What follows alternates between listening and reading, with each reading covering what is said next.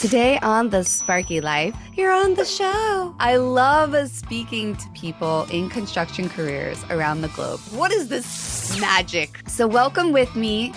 I'm from New Jersey. I have no soul. Electricity, little electrical. Spark, construction careers, trades, they're awesome. Jaw drop. No, why not? Embracing the trades and elevating the trades is what elevates us as humans. Sparky Life with Leah Lamella. I'm so excited. I'm so happy you're here. Thank you so much for joining me. I'd like to welcome Dustin Stelzer. He is a master electrician and the creator of Electrician U. He is a pioneer in improving and developing electrical courses. He's a teacher's teacher and an individual who many students are grateful for. Well, thank you. I feel like I'm going to elevate what we're about to talk about right now, because it's going to go downhill from that in a hurry. Oh, you are just being humble. Your courses are absolutely fantastic, really. I know, being in the electrical field, how difficult it is to have access to information that can really help you understand electricity. And it's an abstract thing. It's not something that you can physically touch. We shouldn't. So you really are fantastic. Your courses are fantastic. And you're a pillar in the industry, truly. Thank you. I appreciate that. So I know many listeners might know a little bit about your background, but I believe you have a little bit in sales and a little bit in the restaurant. But for those who don't know, tell us how you got into the electrical field. So I've always kind of been like in and out of job sites. I have family that's been in construction, like framers and stuff like that. So my whole life I've been around tools and been on job sites. But my dad, I was working with him because I got laid off at Dell. I was not a corporate person, I found out. And so I was doing a tile job with him, and it just happened to be at an electrician's house. And he looked at me, and I think he was just tired of dragging me around to work because he didn't really need me, but he just like, I needed to do something. So he looked at me, and he looked at the guy, and he's like, "Yo, you hiring electricians?" And he's like, "Yeah, well, actually we are." And he's like, "Go apply for a job." So I had never done it before, and I mean, like I had changed out ballasts, and like I had run 14.2 and 12.2 and stuff like that. I had no clue what any of it was. But like seriously, day one, I got the job, went and interviewed, and then from then on out, I just fell in love with it. So we did mostly we did large scale custom homes.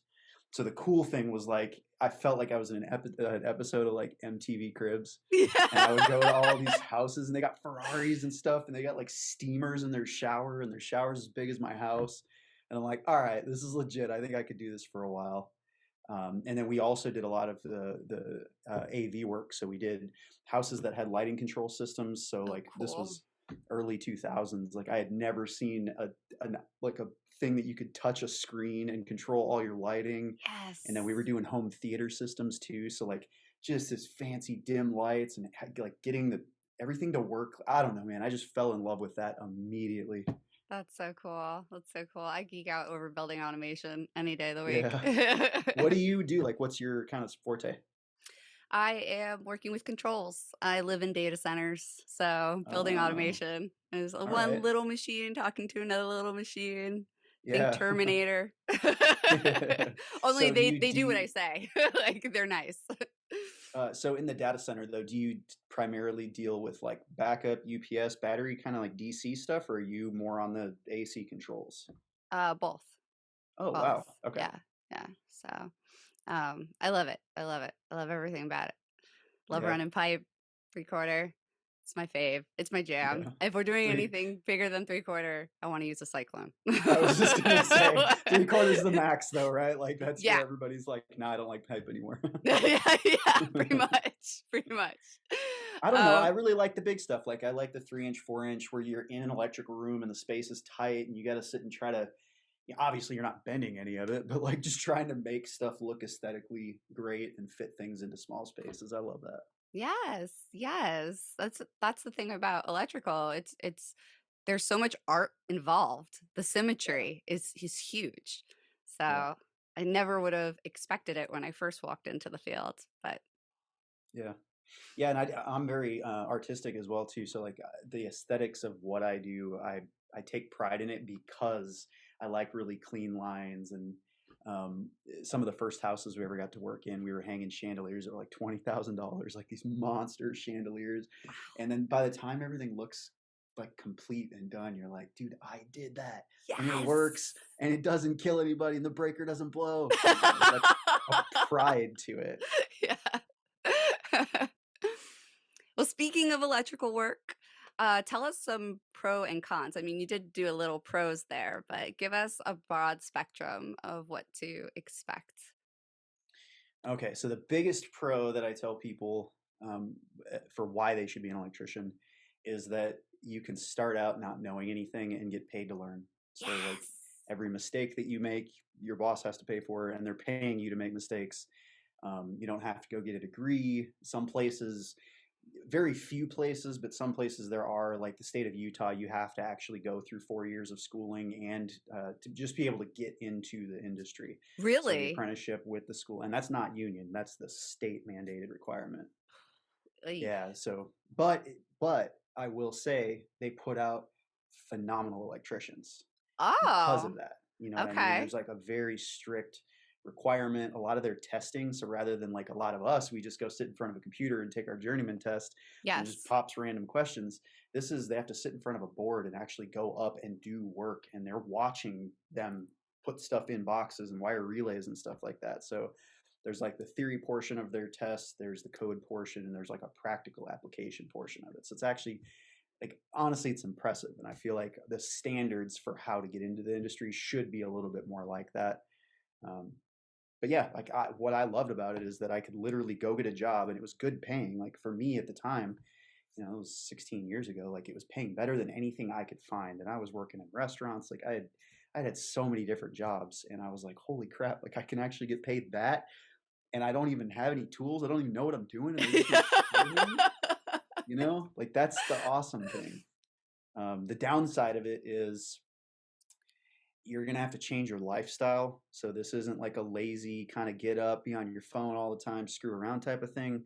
The more serious you take this, the more money you're gonna earn, the further you're gonna get in it. And for the people that don't really give a shit, the teams don't want those people around, so you'll be gotten rid of pretty quickly. But it's like getting up at 5 in the morning, making your coffee, getting breakfast, get your lunch packed, so you're up really early, usually every morning. But the great thing is like by 2:30, 3:30, you're done for the day. So you get the whole rest of the day. And once you get your license, take you 4 years, but it needs to, because this shit's dangerous and it can kill people. And but after that 4 years, once you got that journeyman card, it's like gold. Like you'll find a job anywhere and everywhere, as long as you're worth it. Like if you're crappy and you don't know what you're talking about and you just somehow landed this card, like it's see through, we'll know immediately. But anybody that's got a card, like we need electricians so bad, everybody does. So Yes, um, definitely. you have a Definitely. secure future. What's the difference between a good electrician and a great electrician? I hate answering that question. Why? You're like the perfect person for this question. What's the difference between anybody that's just good at something versus anybody that's just great? It's the They love same. it. It's their nerdiness. It's Their like, nerdiness. yeah, Oh, see, I like seriously. that. There's Yeah, it's different ways like, of saying it. do they have libraries of book? If you're into finance, like I'm a nerd about money too. So like I've got books about finance and crypto and numismatics and all kinds of stupid stuff. But like Yes. I find that throughout the time that I've been doing this, even in like the old cats that are running things that have been out in the field for 40 years, there's a nerdiness about it that they love. They love how electricity works. They love how devices works, and networking, and they just love the understanding of the science of how everything works. And then they get a gratification off of completing something. So there's like a huge dopamine hit that we get when Yes. we've done a whole bunch of work that's really complex and nobody thought it could get done, and then we handle it and it works and it's great. Like there's no bigger joy in the world than actually being able to take that knowledge of your nerdiness and like apply it to something that you get to see like a direct result of. Yes. Yes. Definitely. Definitely. Now I'm gonna backtrack a little bit. You talked about us needing electricians very badly. So I know you're well aware there's a huge labor shortage issue. It's very, very hard to find skilled tradesmen and tradeswomen in the field. And the shortage, it's complicated. There are many factors that played into this. I wanted to know, what do you think are some of the factors that played into this? Um, that's a loaded question. What caused it or what played into it has Many. probably been the culture of America, and everything that that entails.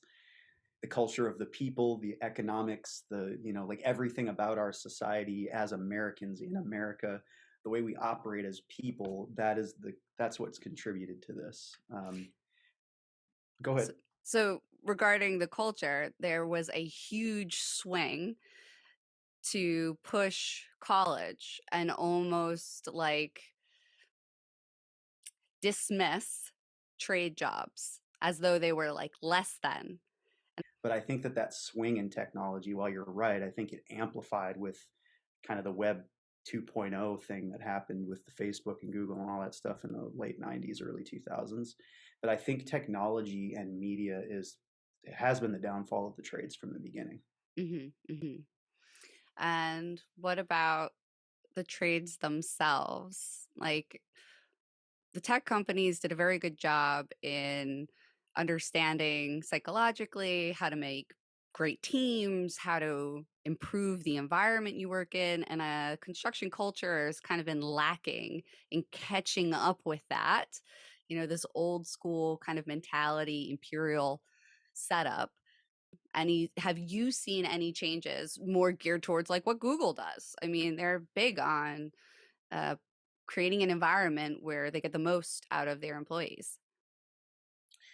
Yeah, I think right now there's a lot of really large companies that, for compliance reasons, are making a shift, and probably a lot to do with money, and it costs a lot to have to train people over and over. So if you can't retain people, um, it becomes expensive. But I think I see more companies out there that don't care about that and don't even think about that, and they're just like, I'll just find somebody else, I don't care. So it is that like old school thing. But where I see a lot of the development happening and a lot of like new technology being adopted and a lot of mindfulness about employees and stuff like that, it's really at these large companies where if they're not doing that, it's potentially costing millions of dollars. So it's like, if we can just kind of change core behaviors and belief systems with our employees, like we can correct a whole lot of things. But the small mom and pop 5 to 20 employee range, they're just kind of doing whatever they got to do to get these jobs done. Okay, so you talked about changing mindset. What type of mindsets do you think we could put into play where people would be more attracted to trade careers? Because construction careers, trades, they're fucking awesome. Like, we are the foundation of civilization. Like, this is how society works, guys. Like, I love saying this. We are the Matrix, okay? Forget your tech. We are the Matrix, okay? We're how let's it get works. let's get into the simulation theory of reality at some point, because you're right on. Yeah, I think that there's a lot of things that we could do, mindfulness in how we treat people, because like you're saying, the construction industry largely is a lot of gruff people, and those people happen to be men. 96% male in the construction industry. I think if we took the same age slice of men that are in the trades and just put that same age slice and didn't give a crap about kids, if we just took a bunch of 30-year-old, 26, 40-year-old women and just converted them over, like boom, overnight, the trade gap is fixed. So like making it so that women feel comfortable in this space has been something that's a challenge. It's not as big of a challenge as I think a lot of people think that it is, but it's something that like it's only now being thought of, probably the last 6 years or so, that we've been seeing a lot of like trending towards mindfulness in the trades. And I think it's great. We need more people like this just having conversations and like making conversation available to people. Because I remember when I first started making videos, the culture, it's only been 7 years that I've been making videos, but like the culture at first, Don't we say, didn't "Oh, even, it's only been 7 years." It's almost a well, decade, dude. Like, that's a I, fucking accomplishment. yeah, thank you. I appreciate it. No, but I mean, like, 7 years ago, we, there wasn't a lot of like female influence in general that was being talked about. It was rare to see a woman on a job site, and I still think it is. It I is. still think like it's very, very rare. But I came up, fortunately, like even through the years of apprenticing and stuff like that, with females on job sites in the electrical industry. So like I understood the issues. I understood like if I go and ask her if she needs help picking up that ladder, I'm gonna get a fucking hammer thrown at me. Okay, like now I know. I didn't know that was a thing. So it's just I find that like most guys are really they want to be on the good side of women. Oh, And for just sure. in general in our society, right? Guys want to be liked by women. And it's not always a sexual thing. It's just that we've been trained by our mothers and our grandmothers to open doors, to do these things and be this certain character in our society. And so I think it's just kind of created this culture of like, if a woman says that she wants a certain thing or like things need to be a certain way, we're just going to fall in line with that. And I think most men out there, when we find out about an issue, like one thing I didn't even know, do you know who Angel Savoy is? She's a master Yes. electrician. Dude, so Yes. she told me about this whole porta potty thing. And this was like Yes. 4 years ago. She's like, "Dude, women need bigger porta potties and we need like a light because you don't understand what we have to. Uh-oh. Are you still there? I'm here. Oh, weird. My everything just minimized on my screen. Can't get rid of Give me me. just 1 second. No, but she was like, imagine if you're wearing overalls and or coveralls and you got to do lady stuff. I was just like, oh, I shit. know. And she's like, we can't just use every porta-john. Like, that's the argument, right? All the guys are like, well, just go use ours. There's 7 of them right there. Like, what are you complaining about? It's like, dude, if you could just be a woman for a day and understand and have to go through that nasty ass porta-john, like, but it's something I didn't know. But now that I know, every conversation I have from then on out is a completely different conversation. And it's one of understanding. So I think that, like, while a lot of people are like, oh, men are pigs and we're never going to get this issue straightened out, I really think the majority of men are not pigs. No. And the majority of men are not toxic masculine, assholes that are out there. Majority of us just want everybody to be cool. There's just like this small fraction of like extremes on both sides of any issue. And that seems to be like where the crux of the problem is, if there is a problem. I mean, the stats, I was talking to a friend of mine in Australia, and she did a lot of research on the stats about trades. And it's not that the doors aren't open to women, they are. You're 100% Yeah. correct. Any woman easily can walk into a trade position. That's not the problem. The problem is them actually completing. And Yeah. the main issue with that is, I think it's 70% of females who start don't finish. And for the guys, it's like 40%. That's not good either. Weird. That fucking sucks. Are you kidding me? That they're not retaining guys either. And it really comes down to, I believe, the environment nowadays. Like, nobody's putting up with the bullshit that they used to put up with. Like, guys are entitled to a clean fucking restroom too, man. Like, you Yeah, we just shouldn't don't have to give a shit, walk though. around in urine. Like, you shouldn't have to Yeah, but walk around. bro, Like, we'll poop in the woods. Like that ain't even a thing we give a shit about, really. but you're entitled to cleanliness. And Sure. the other thing Yeah. is, a lot of young guys, they don't want to deal with being screamed at and like, the Yeah. Gollum effect, right? Like, if you tell someone they're a piece of shit and they're useless, chances are you aren't going to get much out of them. They did a study. Vanessa Van Edwards has this book, Captivate. I'm a huge Vanessa Van Edwards fan. Highly recommend her shit. It's Let amazing. me write that down. I don't know who she is, but I'm a big reader and I Oh, love me like too. motivational stuff. Are you really? Yeah. Dude, A after book a this, we week. should exchange some. Yeah, me too. For real? Yes, you're a fucking nerd. I love it. All right, hold on. We are totally exchanging book fames. Yeah. All right, what's her name? Vanessa Van Edwards. Van Edwards. All right, what's this book? Captivate and Cues. It's absolutely incredible. The reason that I was so successful in the trades is because of that book. I'm not kidding. Interesting. Yes. Is she somebody affiliated with construction, or is it Not just at all. mindset? It's psychology. I'm a Okay. psychology geek. I love Yeah. psych, the mind, everything about it. So there was a study done where uh, they called up people and they wanted to get donations for a political party. And one would call up somebody and read a script about, will you please donate to ABC and why? And the other one, they would call up people and they said, last year you were so giving, you were so supported. We really appreciated your donation. We were calling again to see if you would donate. And the people that they said you were so supportive and you donated, they never donated. And then what did they do? They donated. Wow. It's because you set them up for success.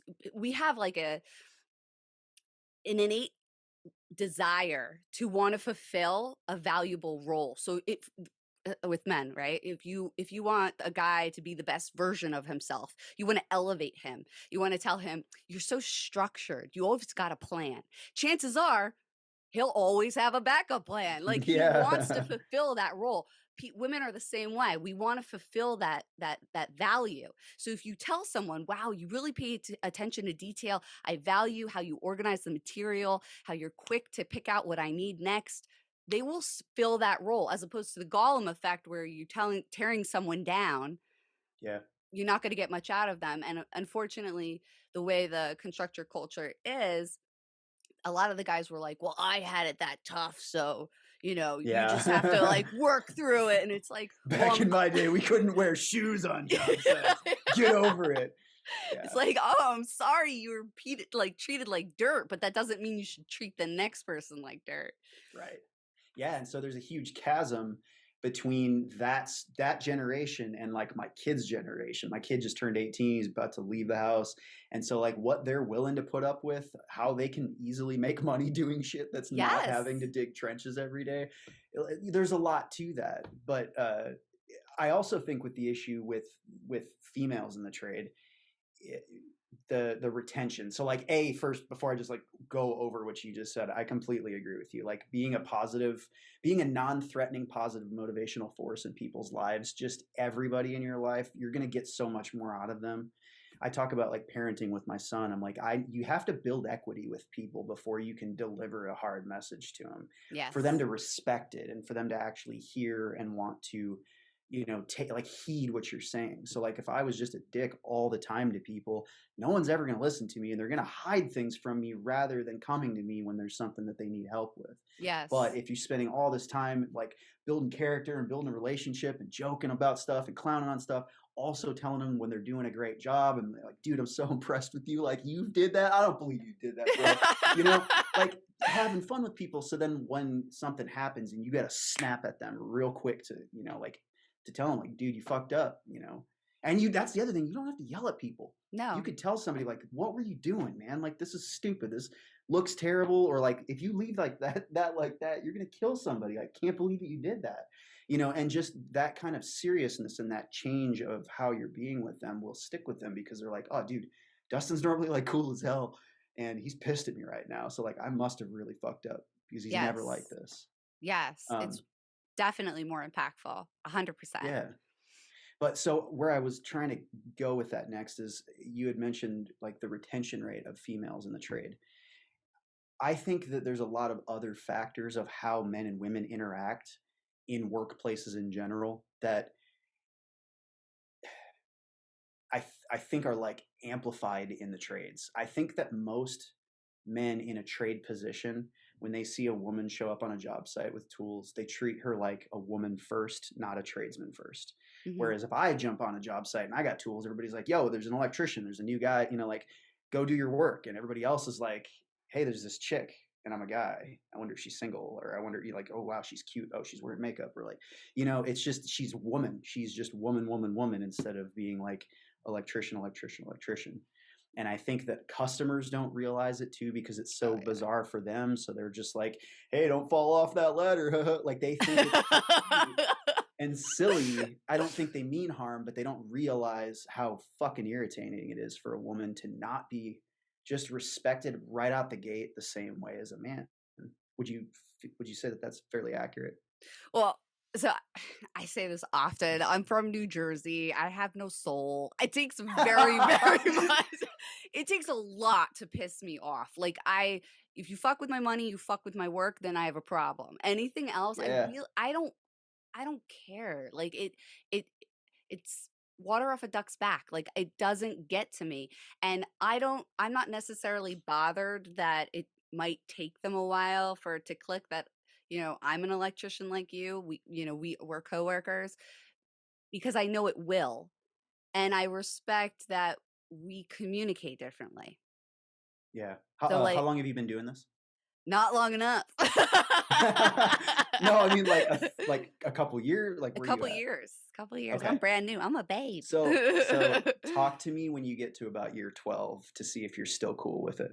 Oh, That's the only thing I have to say. It seems like the women that last the longest and that end up becoming master electricians and owning their own company, they've got fucking grit, dude. Like they're not yeah. going to put up with shit. If you give them shit, you better watch the fuck out. There's a shoe coming down the hall at you. Like, but that's the thing. Most men don't have to be like that to be able to last in the industry because they're Right. just generally respected. But I've found that most females, they constantly have to reestablish their skill in every new person's eyes that they meet. Everyone, for Yes. day in, day out, week in, month in, year in. And by about like 4 or 5 years, they're just like, bro, I'm so fucking tired of this. Like, I'm so sick of being a woman in this trade. Like, just treat me like a fucking human being, you know? They don't And make they're it to getting 4 or 5 years. They don't make right. it to getting the ticket. They don't make that Yeah. far, and it's because of it. One of the reasons is definitely when it's day in and day out, unless you're, you know, unless you're somebody like Easy, me. easy. What you about to say, girl? It's like I I I really don't let a lot of that get to me or bother me. Um, it because to me I'm always in competition with myself. And I'm not here to impress anybody else. I'm here to impress me. So it I mean, don't misunderstand. I empathize. I have rough days too, where you are sick and tired of having to reestablish and reprove yourself over and over again. It does get exhausting for sure. I would like more women to get into the trades because if there's more women, then you don't really come into this this caveat. You have the ability to be mentored by a female electrician. A lot of the guys have a problem with mentoring female electricians, not because they don't want to, just because they don't know what to do. They're Right. afraid of what it might look like if they get too close. They again, the communication is different between guys and gals, and also like you pointed out, in a work environment, how women work as opposed to men. But I was speaking to a gender bias specialist just recently. She's so cool. She was talking about how industries that have more of a balance between female and male make a 10% more income. So having female and Wow. masculine energy together is ideal. That's the way it's I supposed think to so. be. We are the Yeah. best versions of ourselves when we have both. Both are important, both bring Yeah. value. And a lot of the women that I speak to in the trades, they say, other than that it's the best thing that ever happened to them, I can tell you personally it changed my life on a whole nother level. I'm the best version of myself I've ever been. I'm doing things I never ever thought I'd be doing. But they say that on the crew, men, like what you're saying, how they see she's a she first, that she's a woman first. Well, that's actually can be a positive, because instead of guys cramming down their feelings, they're frustrated, they're angry, but they're not addressing it. Instead of losing their temper, they're more likely to communicate because a female is present. And a lot of the women Mm. are like, oh, I'm not just an iron worker, I'm a counselor. Like a lot of the Yeah. guys are more willing to talk and like talk it out with the other guys with her being present, as opposed to if it was just all guys. Because a lot of bias, on the male part, is they're not really welcome to open up their feelings or Yeah. express themselves. That's not healthy, that's not good, you know that doesn't help them, that only hurts them. So having a I don't female know. I mean, Leo. we all like to break shit at some point, right? Like, I like throwing a fist through a window every once in a while. It's healthy. Well, I'm like kidding. if it works for you. No, we actually in Austin we have these damn it, what are they called? Like chaos rooms or something like that, but like you can bring anything in there and you can have a baseball bat and you just go to town and smash anything and everything, bring plates, but it's like these individual rooms where it's like concrete and wood and you're wearing, like a helmet and face stuff, so like you don't hurt yourself with it, but the whole thing is just a rage room. That's what it's called. To just let out rage in a responsible, healthy place. And a lot of people have come out of that like, dude, that was the best thing that's ever happened. Like I've been holding in so much shit for so long for like my whole life, and I finally just got to let it all out. So. Demo is a good profession for that. Yeah, right. Don't be a steel worker. Yeah, those iron workers seem like they're kind of cowboys breaking shit. Yeah. So I mean, if we are able to find more women and men in the trades, that will be optimal. But right now, with the huge deficit that we have, I mean, I think the trades is one of the best career paths you could possibly take, being able to see your progress. And mental health purposes, they say that the trades used to be classified within the top 10 for suicide rates. And I think that's like construction jobs, electricians in particular, by the way. I think that has to do with the traveling and the lack of expressing emotion, being male dominated. There wasn't, it was kind of just do it, just get the job done. There wasn't a lot of compassion for if you're dealing with things at home or you're away from home. And if the culture changes, those things are going to be non-existent. I don't know if I agree with that though. So like I do understand psychologically and like any data points on that, it makes sense, but I don't know that that's the only reason why those things are happening, right? Because like I don't have a good relationship with my dad, my biological father. I don't even know who the fuck it is, So like there's been trauma my whole life with being disrespected and treated horribly from men in my life and not being able to express it. But I'm not out committing suicide. I think that men can deal with that kind of rough weirdness better. Like we're just almost more suited for that because that's what we're used to. I think if you look at other factors that for people being in the trades to begin with, is in the trades, it tends to be a lack of choices environment. A lot of people have felonies. A lot of people didn't go to college, don't have high SAT scores, had a kid when they were 18. Like a lot of people that are in the trades are there because they have no choice and it's the only job they could get. It's either that or wait tables. So I wonder, I'm not making a statement here, I just wonder if suicide rates amongst those types of people have lots of arrest records, right? Like just people in general that are like that kind of have a certain weight on their life, if maybe that's contributing to a lot of it. Because like I said, like I can be in an environment with all varying ages of men. Some of them are assholes, some of them aren't. Most of the time we get in, it's like, oh, so and so's just being a dick again today. All right, dude, stay away from him. Like whatever, just bear it. Like we I don't think that those are the reasons people are committing suicide in the trades, is all I'm saying. There might be drug use, there might be other factors. But maybe what you're saying is the mental health issues or the inability to express yourself also contributes to that. I think I would agree to that. Yes, I mean, there are a lot of people in the trades who are in the trades because they think they didn't have another choice, but that wasn't how it always was at all. To be in the trades, it was actually highly regarded. So this happened relatively recently. This wasn't something that it was like this prior. So, and again, I think what played into that was this whole push for college. I think we have $1.5 trillion worth of debt, and half of the people who go to college don't graduate. It's not good. Not good. Yeah. I can't tell you how many electricians I know that have degrees in, like restaurant management or accounting or whatever. And it's like, bro, why are you here doing this? And it's like, well, I can't get a job doing that, or I hate it. I just did it because my parents wanted me to go. And now I've got all this debt, but like I can actually get into the trades and just work Yes, yes, So yes. how much do you think that our media influence of the characterization of a tradesperson has influence on kind of the demise of Oh, people's perspective? it's been huge. It's I think been so too. huge. They make them like they're dumb caveman ogres. And any Yeah. female presented is like an Amazon masculine thug. Or there's the meme female where it's like she's barely wearing any clothes and she's got, stuff sticking out and she's got a drill, and it's like they're sexualizing the female in that role, but they're Ew, also treating every man as we're if always we're sexualized. yeah, I know. You're women, you're pretty, like that's all there is to it. I know. You win all.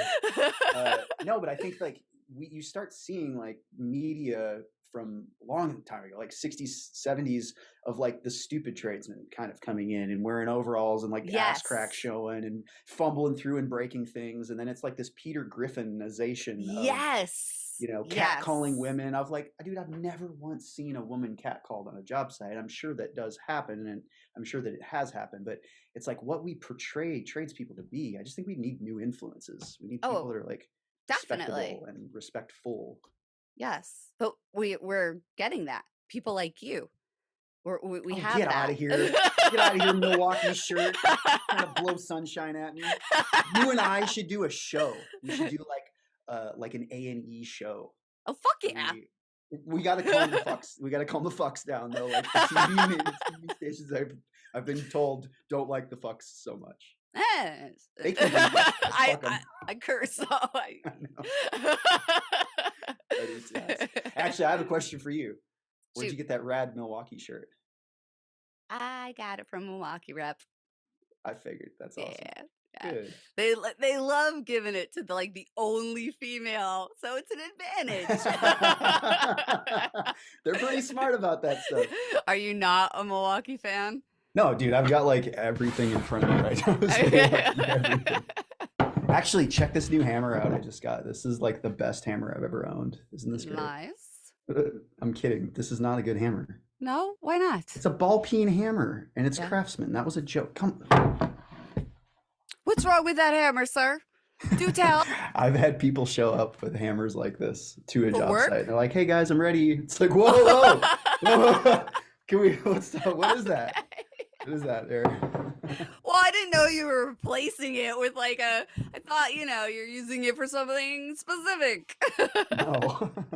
No, actually my favorite hammer is this thing. Like you probably know of these Milwaukee bought out stiletto. It's like No. $200 hammers. They're all really expensive and they're aluminum, so they should be cheaper. But like you can change the tips out in all of them. So Oh, they've got like a little cool. bolt back here, so you can get the waffle and all that stuff. But they're like really lightweight. So I've been Badass. using these S-Twings forever, and I like the Okay. weight balance on them. But like for the same size, this thing is like half the weight. Really? Crazy. Yeah. So you still get the full swing.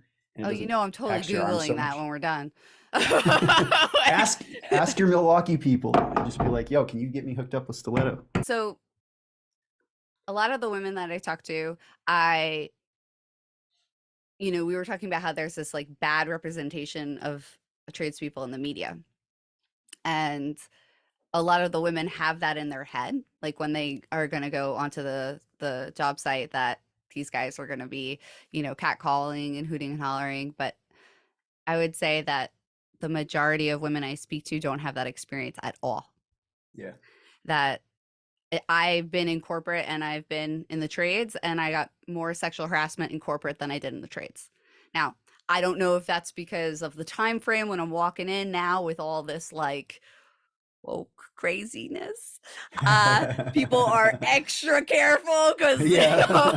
we've lost our minds a little bit. Yeah. So Because everything's on TikTok now, and you'll end up on TikTok if you're not careful. right. Right, exactly. So I don't know if that's the case or if they just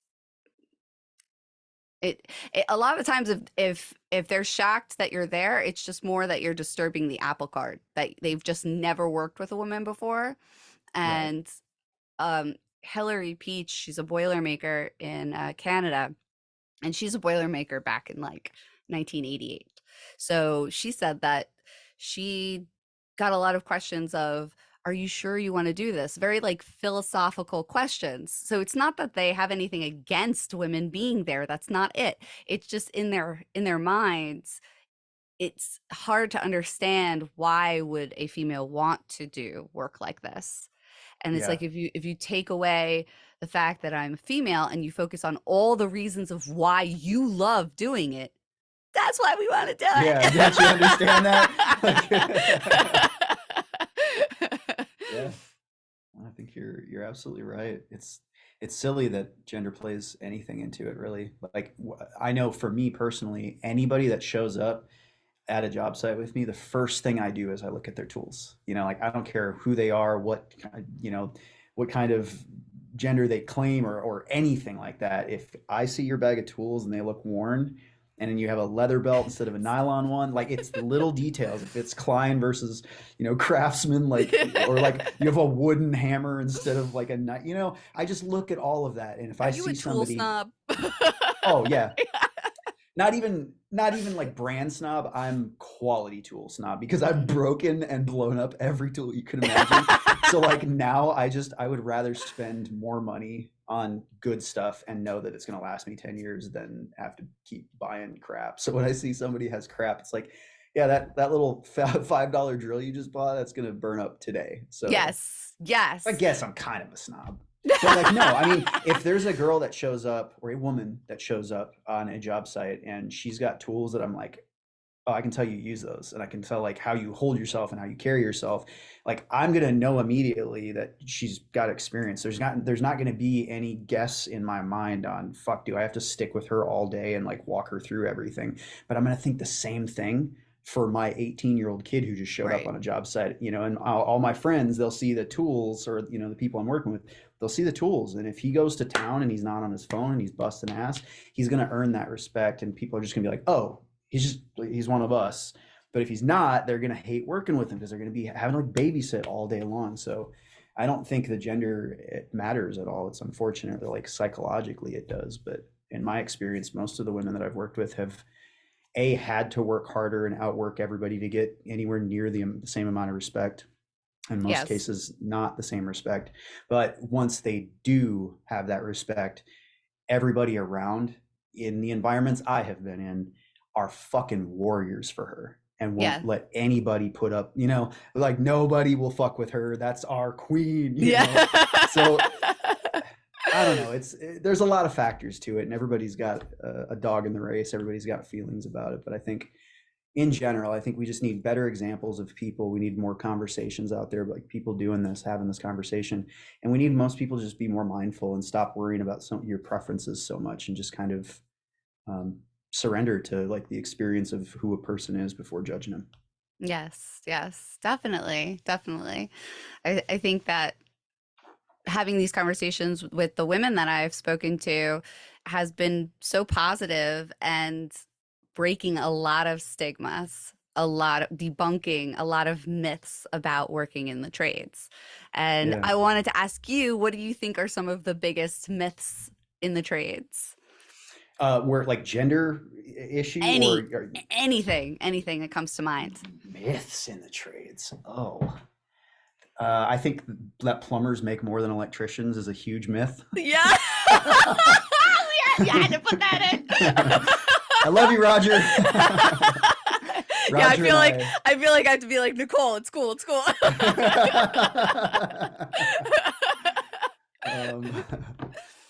The myth that it's cool to be an HVAC person. They suck. I hate them all. No, I'm just kidding. I love you, mechanical contractors. God, I don't know any myths. I think the biggest myth is just that we're all piece of shit, like dirty people that can't do anything. And, like in all reality, especially in the electrical trade, you have to be really smart. You have to be hardworking and you have to be careful. And just that, like, I'm writing a textbook for universities right now. I got about 1,000 pages that I'm writing. That's fucking awesome. Yeah. So I'll let you know when it's done. It's fucking dope, man. And like, I'm writing it from my, from how I see people should learn stuff. And I go like, way off the deep end and all kinds of different harmonics and just crazy stuff that a lot of other books just don't touch. And I'm trying to put together a book that's like every kind of different book that I've read, because there's millions of them. My whole couch is like littered with electrical books right now. Yes. And it's like, why do I have to get 73 fucking books? Like, why is there not just one killer textbook that covers everything? So I forgot where I was going with that. That's fucking amazing. You have to let me know when that's coming out. I am so gonna get my hands on that shit. Like, cool. It's fantastic. It's absolutely fantastic. You have a gift. It is so rare to have an electrician who can teach. It's really like that is, man, if I could convince you to start a program where you take, electricians that are, you could,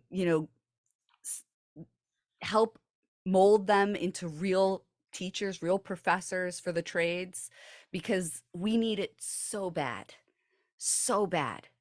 So what do you bad. think the biggest downfall is, or like what I haven't gone through institutional trade learning, so like my perspective is that most instructors,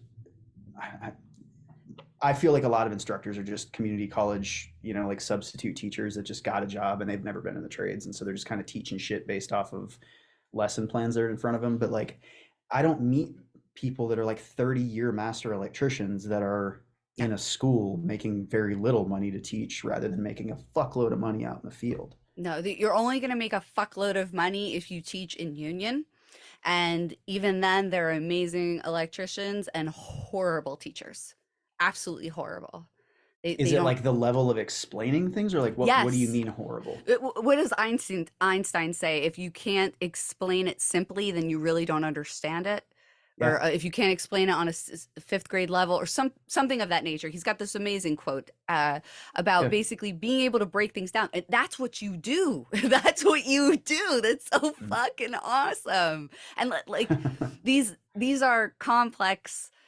Like I said, they're abstract theories and science and math and totally sick and awesome shit. But it's hard to break it down. And when you've been in the industry so long and you're using a vocabulary, electrical language is like speaking another language. Yeah, that code book sucks, bro. It sucks. It's so bad. It's so bad. But if you don't have somebody to break that language down for you, you're learning on your own. And in my opinion, that's also a reason why there's this huge gap now, because anyone who was trying to get into an apprenticeship or learn about the trade, and I'm specifically talking about electrical right now because that's my largest experience and self-experience with it, but they weren't able to find very good teachers or mentors because they weren't able to really communicate what was happening or what needed to happen. And a lot of it you've got to teach yourself. And if you're not very proactive, and if you're not in love with this, and that's what kills me though, because there's so many people out there that would be in love with this, but because it's so hard for them to get access to really understanding what's happening, they don't have that opportunity. That's why having teachers like you. Well, thank you. I really think it's so important. I'm writing a shitload of books right now. Like I got like the next couple of years of my life planned out, and like my messaging and what I'm trying to do. Like I've been really reactionary for a lot of the last few years, just throwing content out whenever I can and working out in the field. And like, I just haven't had a plan, but now I'm on a very clear trajectory for where I want my life to go, but where I want our industry to go. And I think that if I can try to keep people around me and stay somewhere near the cutting edge of like where our industry is going, like I want to do that. I take that as like a responsibility. So anyways, there's some books that I'm writing, but they're not like electrical, but it has to do with my experiences in electrical. And one of them, it's my first actual like Dustin Stelzer book that's ever going to come out is about teaching. And I think that's because I think people will buy it because that's what it's all about.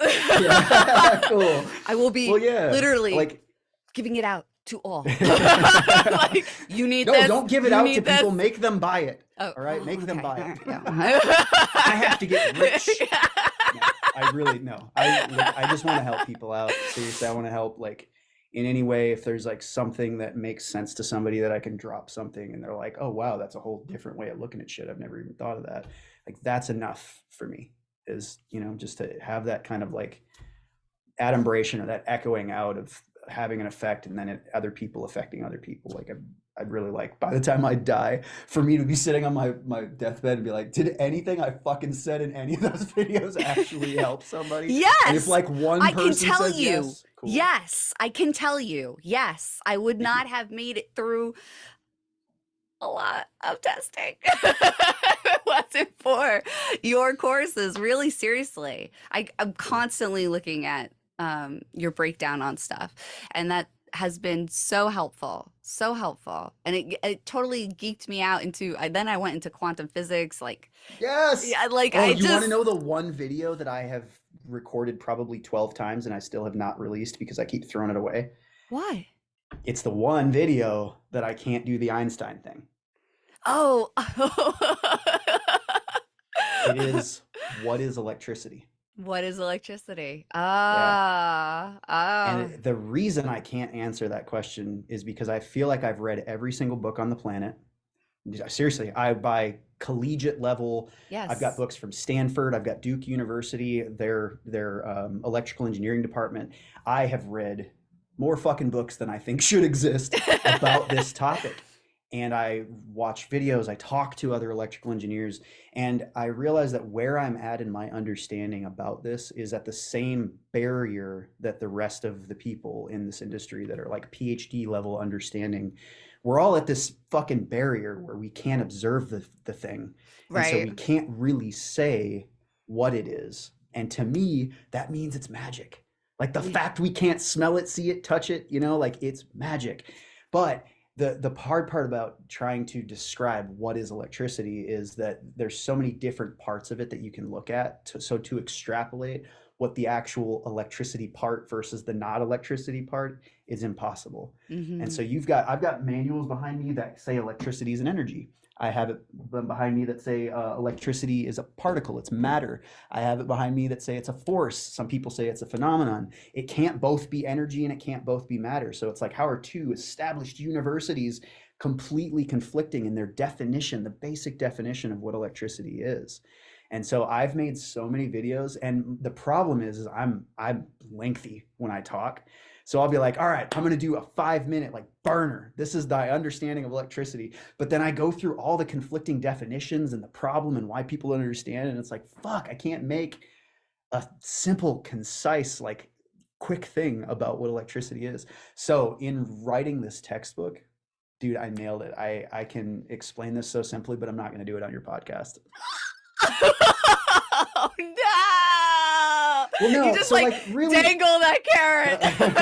So now buy my book for $150. No, I mean, really what electricity is, honestly, is we have the particles, every charged particle, everything that makes up matter, that makes up anything, every atom is made of electricity. And that's a fucking crazy thing once you start thinking about it, because we were like, I was joking about this simulation theory. It's like, if you're a religious person, I'm sorry, I'm like taking a deviation away from your like where you're at, but everything in reality is made of electric particles, protons, electrons. There's voltage within every atom. And that ability for matter to have charge associated with it, that charge is what's electricity. But a lot of people are like, well, the movement of electrons is electricity. No, it's not, because static electrons hold matter together statically. You know, like it's not the movement that matters. It's not static electricity. It's not the EMF, the force of it. There's so many different ways that we look at electricity. And it's like, are we looking at the fruits of a tree or are we looking at the roots? It's all one big fucking tree though, but you can't discount any of it. It's kind of like when people talk about space-time, you can't talk about space without time. I can't move. It takes time to move. So space and time are like interlinked. And so it's the same thing with charged particles. We think of like magnetism or magnetic fields and electric fields. We think of these things as different, but the only reason something is magnetic is because electrons are spinning inside of an atom. And if they're both spinning the same direction, it adds up and it produces the ability for magnetism to happen. So there's not just like these things that are magnetic and things that aren't. It's all fucking electrons. Like everything It's all charges. So, but it's hard to like come up with a concise talk with people about like, there's a lot of dots that have to be connected for me to be able to explain in a good video what electricity is. And unfortunately, the vast amount of people that are not going to understand what the fuck I'm talking about, I have to like paint A through Z to be able to get through an explanation of all of it.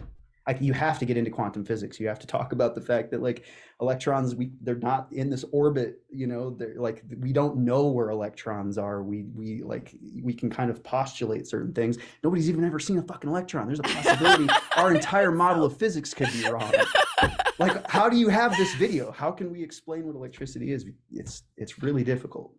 Yeah, well, I think you did a great job right there. I mean, this is pretty, yes, that's what makes it so beautiful. That's what makes it so captivating. It's just, like you said, magic. It's magic. It is. Yeah, it really is.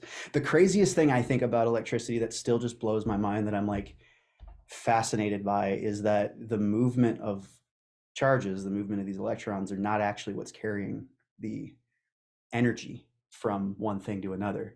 Like something happened a long time ago when I was learning about electrical theory, where I realized somebody had told me like they're pumping electrons from the utility company, and I'm like, I just always thought that that was the way things were. It's like when we're paying at the meter is like recording how many electrons are flowing. But that's not the actual, what's happening is that we have a big generator that's spinning, and that fucking magnet's got a lot of energy, and we put wires next to it, and that energy changes from mechanical motion energy to electrical energy.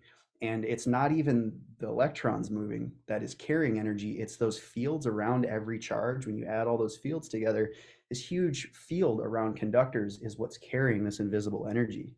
And so while you have electrons moving back and forth, electrical energy keeps going one way. And that's like the most fucking, that's like Harry Potter shit, you know? Like it just blows my mind how invisible fields carry energy. And then once, you know, electrical energy gets to a load, it's just this moving back and forth. But through air, we can turn a fan on. We can take that electrical energy that's being carried through thin air and change it back to spinning mechanical motion in a fan. Or we can have a light bulb turn off and a whole bunch of that energy escapes. But like, I don't know. To me, that's just fucking crazy. That's like some Alakazam, it is like Hogwarts kind of shit. It totally is. It totally is. But I think that's one of the reasons why you're obviously so passionate about it. Yeah. I mean, it's I just want to be a wizard. That's really all this is. Why not?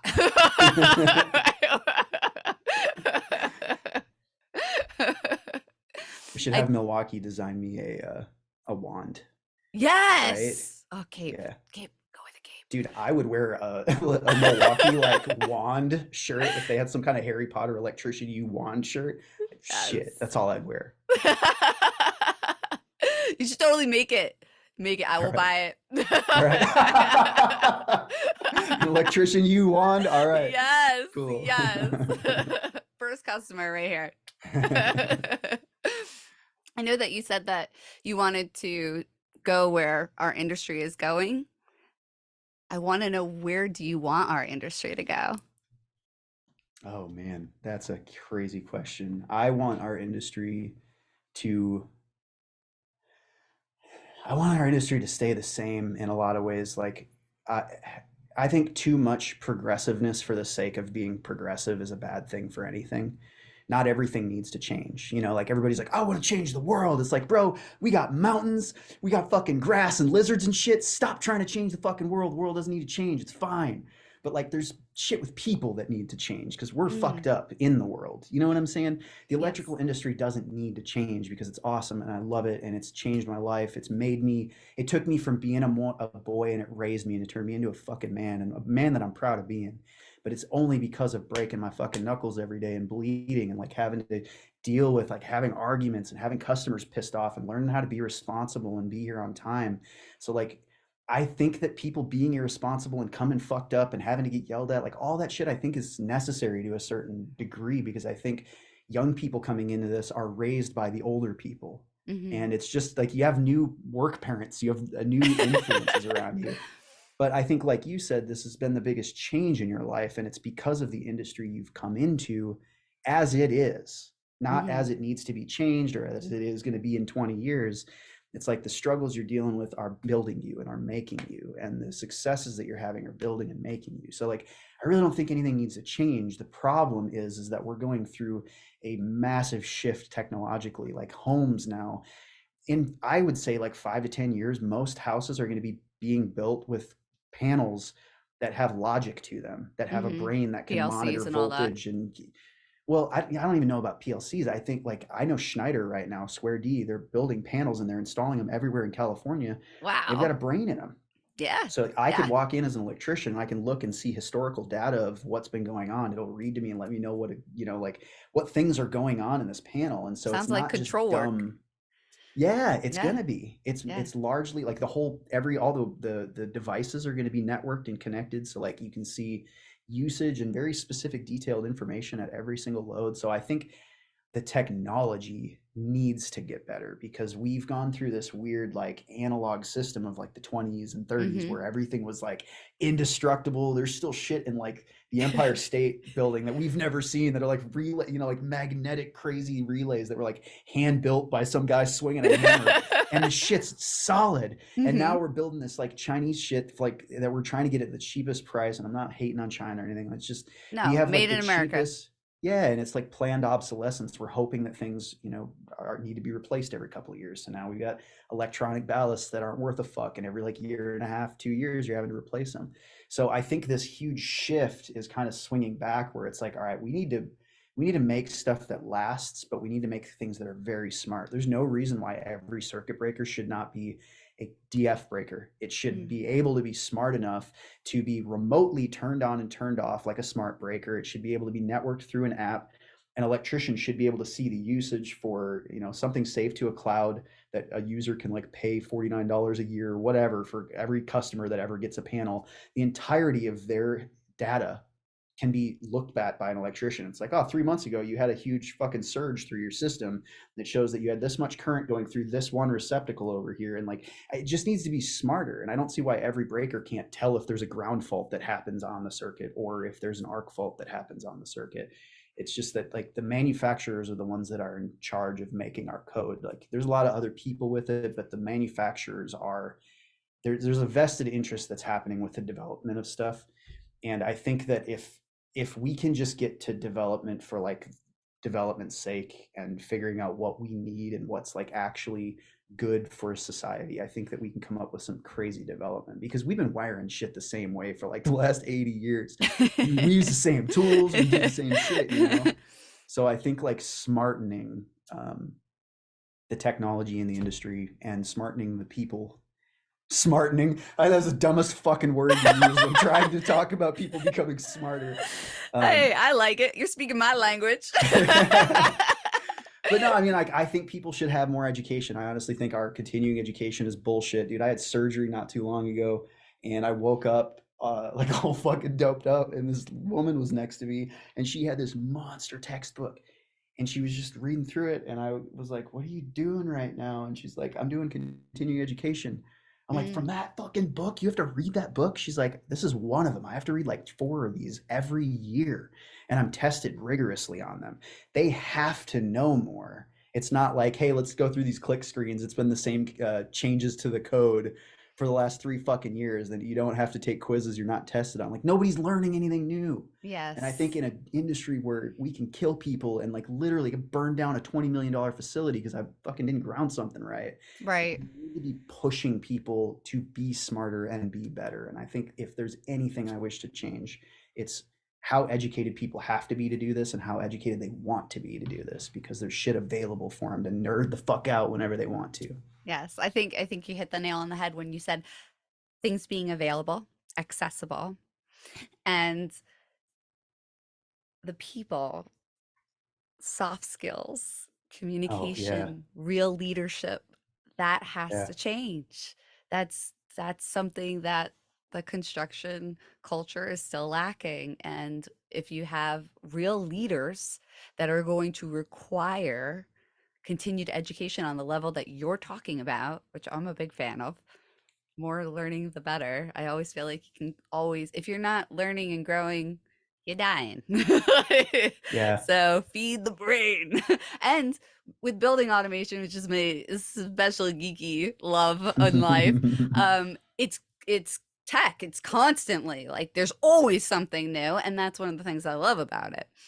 So definitely having those changes in place will basically nurture and grow that requirement. It will become a requirement. And to have something more challenging, we're going to attract more quality tradesmen and tradeswomen because you're giving them goals. If you plateau and, like you said, you're doing the same thing over and over again, you're not elevating yourself, that's complacency, which is Yeah. the worst. Dangerous. Yeah. Very It dangerous. sucks. Very Yeah. dangerous. Yeah.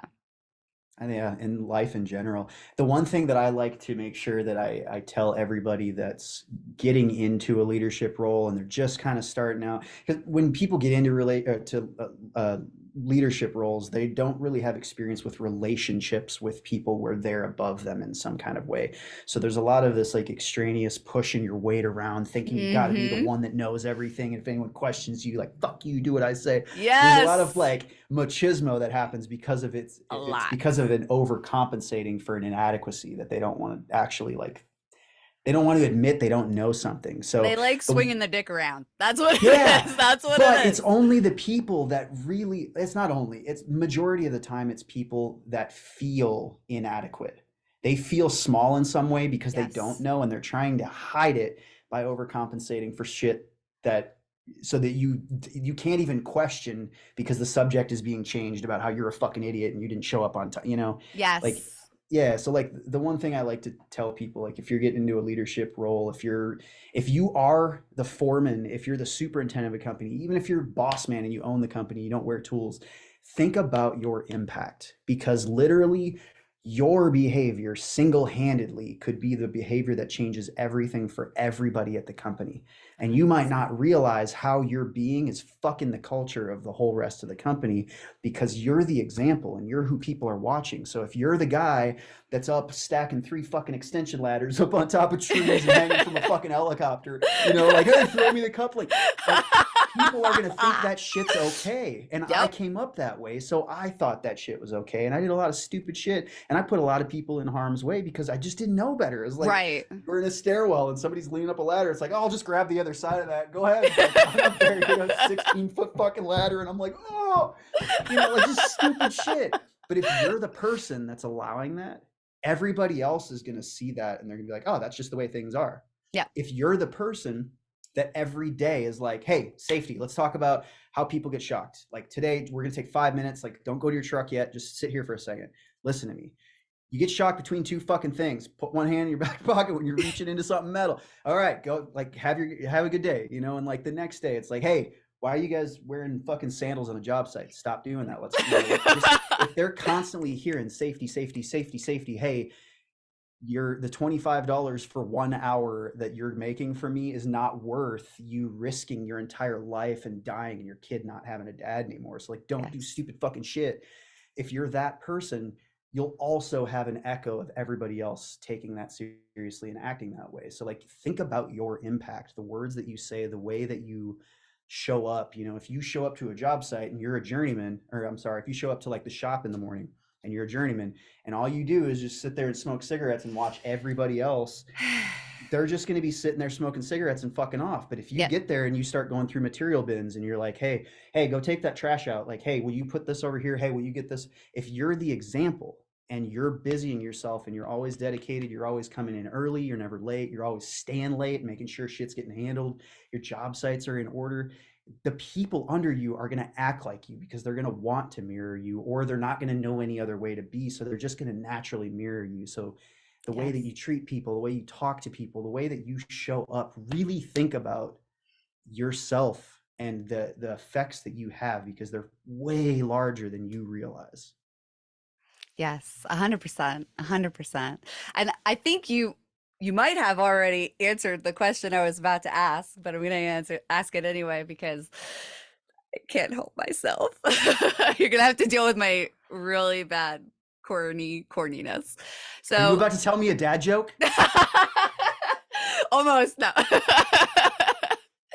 So because we're on, construction and we work in the field and all that jazz, and this is a very personal thing for me, being female, having the right tool to do the job is huge. Huge. I've had to get real clever, even make some of my own tools to make things work for me. Okay. So I love to ask all the guests, what's in your tool belt? What's something that you carry with you all the time? Something that you embodied to help you achieve your goals in life. In life, like you just said, tool belt. Like I was thinking like a stubby screwdriver. I mean metaphorically. Life. Shit, man. Don't sweat the petty things and don't pet the sweaty things. I have a T-shirt that literally says "Shit happens when you party naked." That might be. That's what me and my son say to each other when something happens or he like fucks up or gets in trouble or whatever. Like I'm like, "Hey, bro, shit happens when you party naked." Like, what, dude? A tool. So.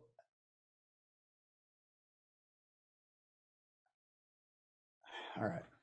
I think it's important for people to not take themselves too seriously, but take what they do with deadly seriousness.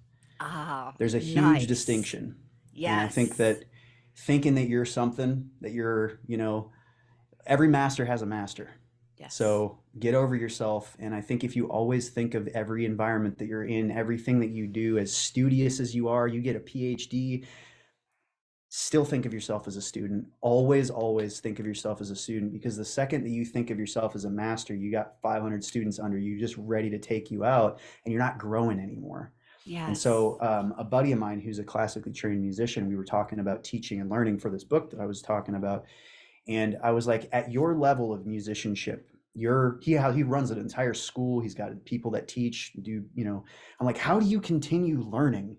And he's like, it's simple. I am the one having the conversations with other people at my level about what can change and what new things can we do, what new ways can we teach and bring new technology available to people. He's like, I'm just trying to push whatever boundaries that I can because nobody else is doing it. So the people that know the most have a responsibility to shape the boundaries of any given industry. And I think that people just need to take that more seriously, like take what they do with a lot of seriousness. But at the same time, a lot of those people get a really big ego.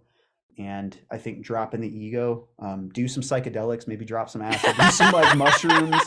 That shit will get rid of your fucking ego real quick. You don't need to do it very many times. Ayahuasca one time, go to Peru.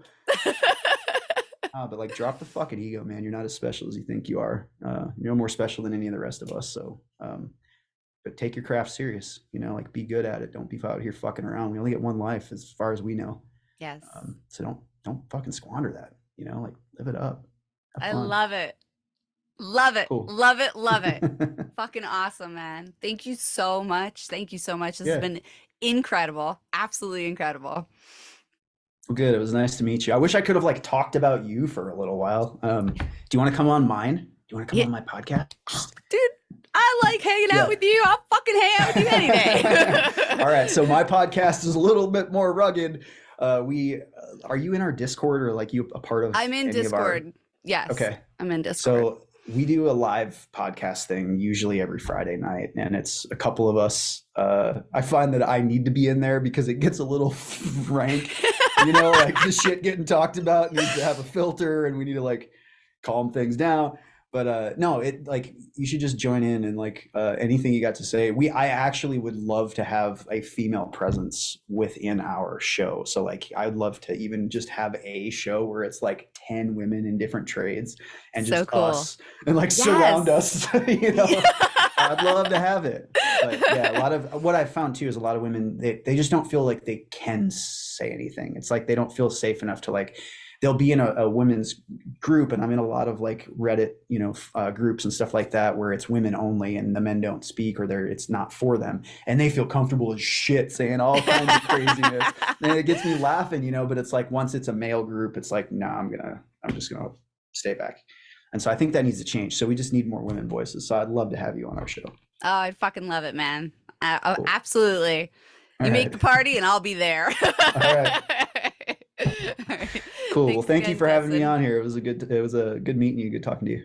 Pleasure. Pleasure was all mine. Pleasure was all mine. It's a great time. Thank you. Take care.